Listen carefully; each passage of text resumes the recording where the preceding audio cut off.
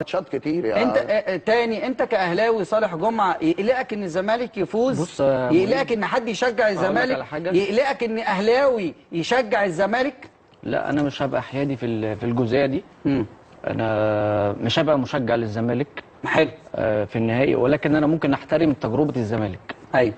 وان اللعيبه دي خلال السيزون ده كله قدموا ملحمه زي الكابتن ما بيقول. ولكن خد بالك، الاهلي كان بيلعب فاينل افريقيا، وبالعكس انا كنت بشوف ان الفريق الثاني جمهوره وادارته ومشجعينه وكل الناس اللي حواليه ما كانوش عايزين النادي الاهلي يتمنوا ان هو يتوج بدوري ابطال افريقيا. فانا ممكن اقول لك ان انا احترم اللعيبه اللي قدموه خلال الموسم، ان هم نفسه وصلوا فاينل بيلعبوا على الدوري، لكن ما تشجعش الزمالك. لكن طبعا لا طبعا. بس يا كابتن مهيب برضو بيراميدز لما خد دوري ابطال افريقيا كنا احنا موجودين هنا، وطلع بعض اللعيبه القدامى المحسوبه على النادي الاهلي قالوا احنا مش هنبارك لنادي بيراميدز، وده سبب المشاكل.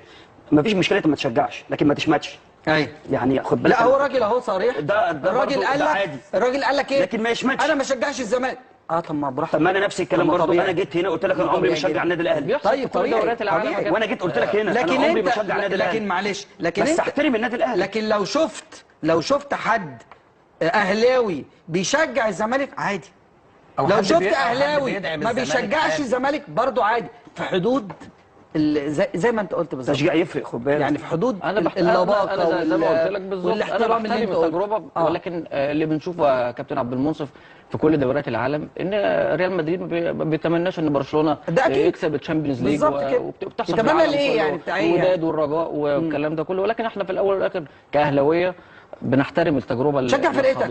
انت بتشجع فرقتك. ولكن انا في الاول والاخر انا الزمالك النهارده لما يكسب كونفدراليه ويكسب دوري، ده بيقوي المنافس وبيحل ازماته، وبيكسب ب 4 مليون دولار النهارده من الكونفدراليه، وبيشيل القضايا اللي عليه مش عايز ويبتدي يخش معاه في منافسه. فانا مش عايز كده طبعا. مش عايز كده طبعا. يعني انت كده بتشجع اتحاد العاصمه، كلام اتغير كده. ده مليون المية. الله الله الله الله. يا نهار ابيض. انت كده بتشجع هدي كل حاجه، هدي كل حاجه. يعني انت كنت ماشي كويس. بتشجع اتحاد العاصمه. انت اللي بتخلينا نغير الكلام. قلت بقى